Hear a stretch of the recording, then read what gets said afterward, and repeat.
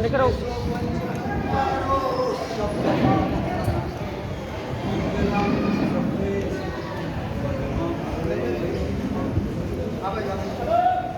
સુપાર્શ્વજીન્દ્રાય મહેન્દ્ર મહેન્દ્રાંગ્રે નમસ્તે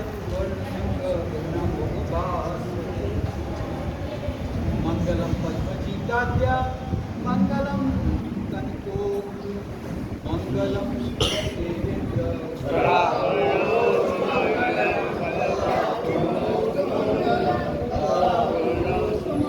આનંદ યશસ્વો મંગલ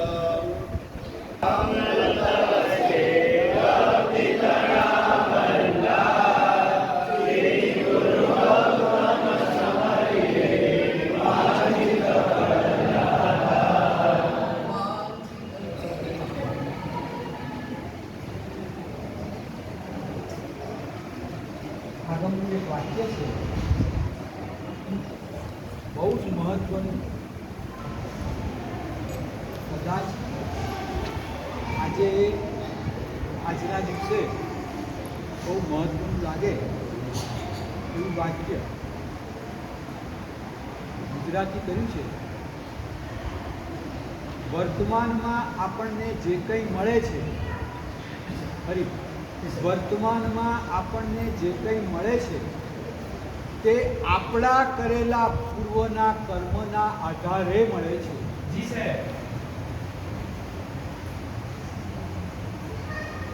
કંઈક તમને અનુકૂળતા મળે છે તે પણ તમારા પોતાના કરેલા કર્મના આધારે જ મળે છે.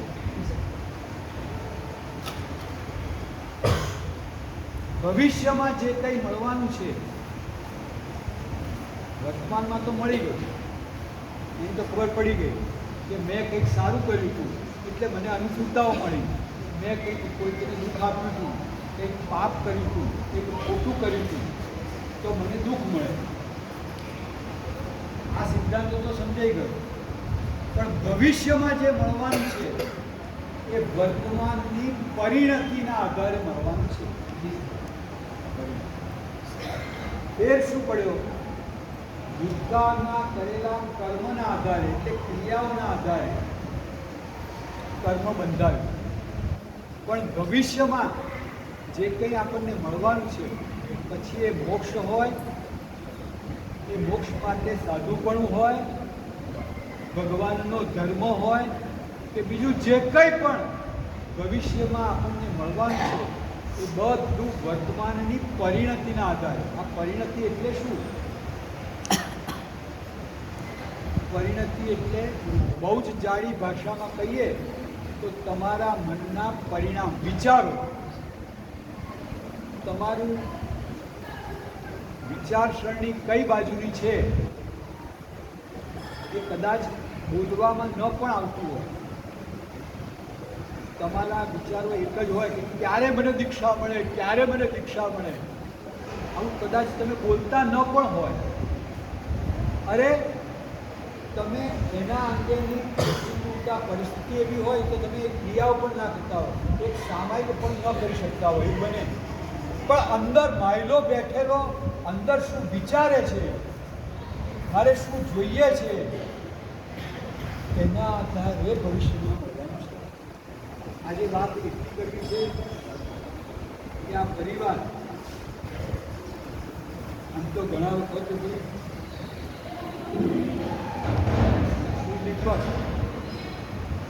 દાન વિજય મહારાજ, દાન રત્ન વિજય મહારાજ દીક્ષા થઈ ને એ પહેલેથી મારા ગુરુ મહારાજને તો ઘણા વર્ષોથી એમની સાથે બહુ સારો સંબંધ, પરિચય.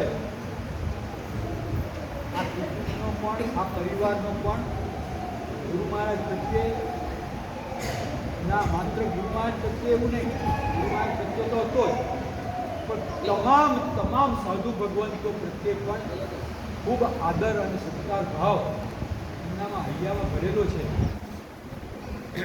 મારા કરતાં તમે બધા વધારે પરિચિત છો એમના એટલે એની બધી વાતો નથી કરી.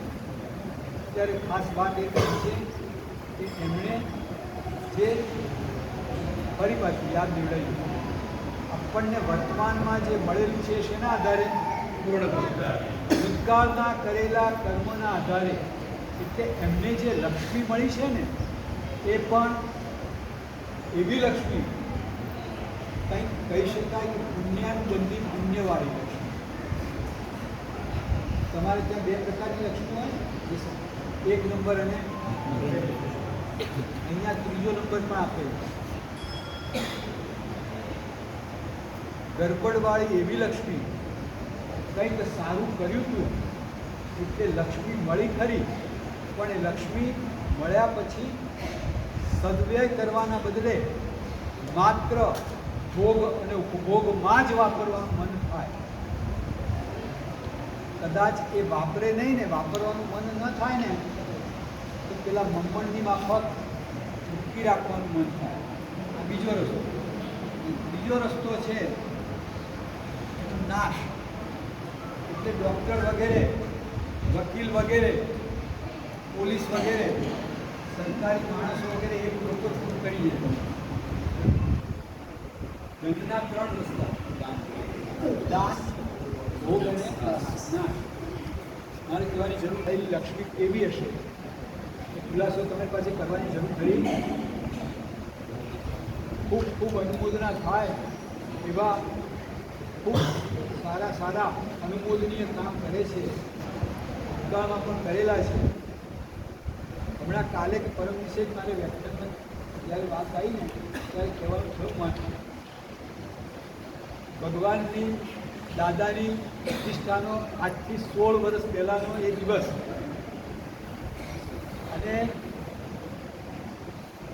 ગચ્છાધિપતિ કલાપ્રભસુરી મહારાજ સાહેબની હાજરી પાઠ ઉપર આવી રીતે બેઠેલા અને જાહેર કર્યું કે આપણે પ્રતિષ્ઠાનું કામ ચડાવવા સારામાં સારા લેવાના છે, પણ હમણાં નહીં, પોતકાળું. તો ક્યારે? સૌથી પહેલાં મારા સંઘ માટે સાધારણની તિથિ કરવાની છે, સર્વસાધારણની તિથિ કરવાની છે. અને એમાં આ પરિવારે જેટલી પણ રકમ હોય તેટલી 9 તિથિ જાહેર કરી. માત્ર 9 જ 2500 રૂપિયાની એક તિથિ ને 9 તિથિમાં મને ધરાયું નહીં. પરિવારમાં જેટલા સભ્યો હતા ને, ચૂલા દીઠ નહીં, માથા દીઠ રાધિકાના નામે પણ તિથિ રખાય.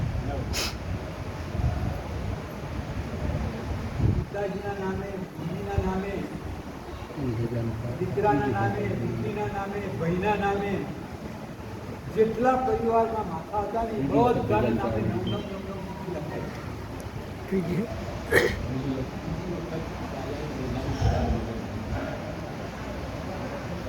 આ તો અહીંયા રાપરની વાત છે, બાકી તો તમને ક્યાં ખબર છે.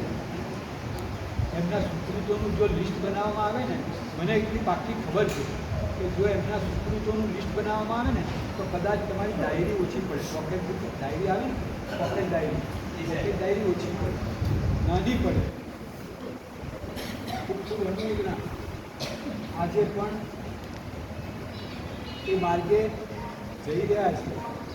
ખૂબ પૈસા ખર્ચવા એ હજી એક જુદી વાત. ધનનો સારા માર્ગે વ્યય કરીને લાભ લેવો એ હજી એક જુદી વાત. પણ એમાં જે ઉત્સાહ આકાશને આપી જાય. હવે પેલી ધજા જોઈએ ને એટલે એમ લાગે કે આ ધજા ખરેખર આમના હૈયાના ભાવને પ્રદર્શિત કરતી હોય ને એવું લાગે.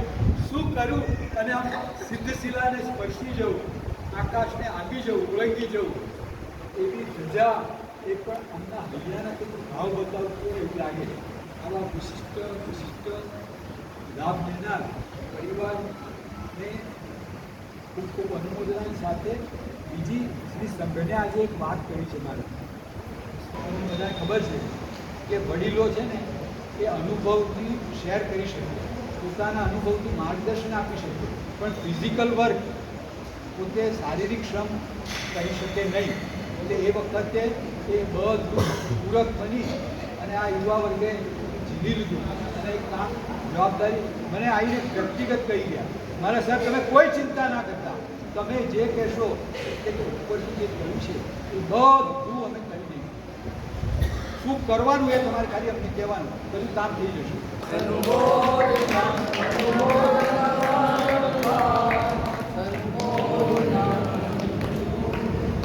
હજી આગળ વાત, ધજા ચડાવવાનું કામ પરમાત્માની ધજા ચડાવતી વખતે બહેનો બની ઠણીને આવે અને આપવું જ જોઈએ, પણ એ વખતે હૈયામાં એક ભાવ હોય કે આવો આનંદ અને ઉલ્લાસનો પર્વ સમય અને એ પ્રસંગે અમે નાચગાન કર્યા વગર કેમ રહીએ, પગ આમ થરેક થરેક થતા હોય અને એ વખતે પણ જ્યાં રાગ તોડવાનું, આ જિનાલય એટલે શું, ભગવાન એટલે શું, એની આગળ રાગ તોડવા જવાનું છે, ક્યાંય પાપ બંધાઈ ન જાય એટલા માટે આપણે વાત મૂકી કે ભાઈઓની હાજરીમાં બહેનોએ નૃત્યગાન કરવું નહીં, નાચગાન કરવું નહીં. ત્યારે મને ખબર છે કે ભગવાનની આવતી સાલના ધજાના ચડાવવા ક્યાં બોલીએ, જિનાલયમાં પાક્કું, જિનાલયમાં જ બોલાય એનો કોઈ વાંધો નથી, પણ એ સિવાયના એક જ છૂટ આપણા શાસનમાં, આ કોઈ મારા ઘરની વાત નથી, જૈન શાસનમાં આચાર્ય ભગવંતો ગચ્છાધિપતિઓ અને એ પરંપરાથી ચાલ્યું આવેલું કે જિનાલયમાં ભગવાનના અંગેના ચડાવવા, તદુપરાંત માત્ર એક જ ચડાવો એવો છે, એક જ બોલી એવી છે, એક જ ઉછામણી, એક જ ગીત એવી છે કે જે જિનાલયમાં ભગવાનની સાક્ષીએ કરી શકાય, ભગવાનની સમક્ષ કરી શકાય, અને એ કામ છે જીવદયાનું કામ. જીવદયાની ગીત તમારે દેરાસરમાં કરી શકાય. આ કામ કોઈ કરવાના હોય તો એ બધા કામ દેરાસરમાં કરાય નહીં, એટલા માટે તમે બધા જો મને આજે પ્રોમિસ આપતા હોય તો આપણે હવેથી એ જિનાલયમાં એ જમણવારના કે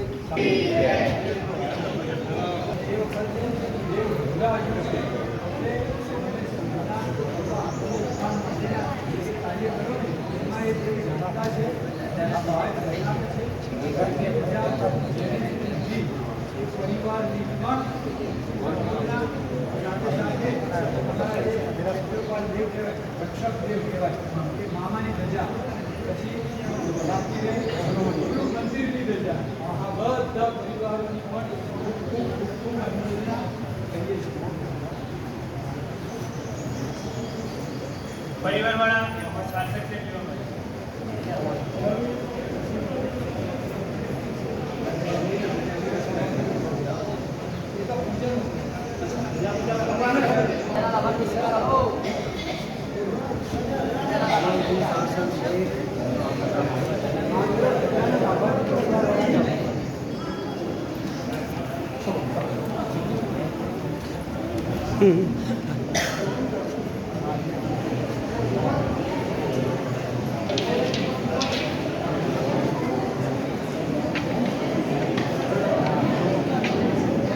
Yeah.